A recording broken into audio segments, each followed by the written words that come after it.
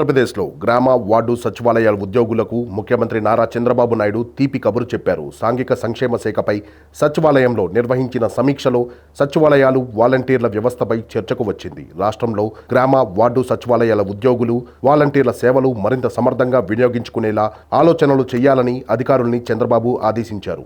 సచివాలయాల్లో ఉద్యోగులు వాలంటీర్లందరినీ ప్రభుత్వం కొనసాగిస్తుందని, వీరి ద్వారా ప్రజలకు ఇంకా మెరుగైన సేవలు ఎలా అందించాలన్న అంశంపై సమగ్ర ప్రణాళికలు సిద్ధం చేయాలన్నారు.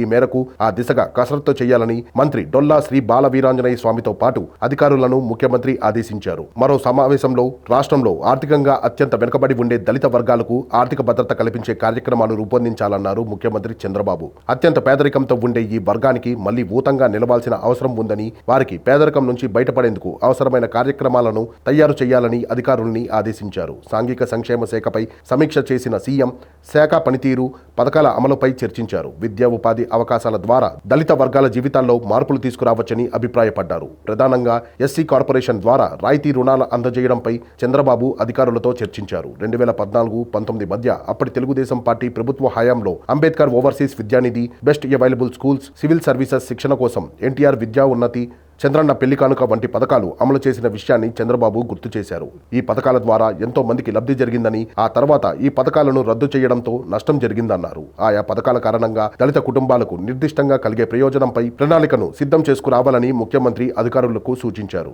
మరోవైపు గిరిజనులకు మేలు చేసేలా ముఖ్యమంత్రి చంద్రబాబు నాయుడు కీలక నిర్ణయాలు తీసుకున్నారు. గత ప్రభుత్వ హయాంలో నిలిచిపోయిన సేవల్ని తిరిగి అందుబాటులోకి తెచ్చే దిశగా అడుగులు వేస్తున్నారు. గిరిజన సంక్షేమ శాఖపై సమీక్షలో కీలక వ్యాఖ్యలు చేశారు. గిరిజన పాఠశాలల్లో ఆరోగ్య భద్రతకు పెద్దపీట వేస్తూ ఏఎన్ఎం సేవలను పునరుద్ధరించాలని నిర్ణయం తీసుకున్నారు. రాష్ట్ర వ్యాప్తంగా మొత్తం 543 గిరిజన పాఠశాలల్లో ప్రీ పోస్ట్ మెట్రిక్ వసతి గృహాలు, ఏఎన్ఎం సేవలు అందుబాటులోకి వస్తాయన్నారు.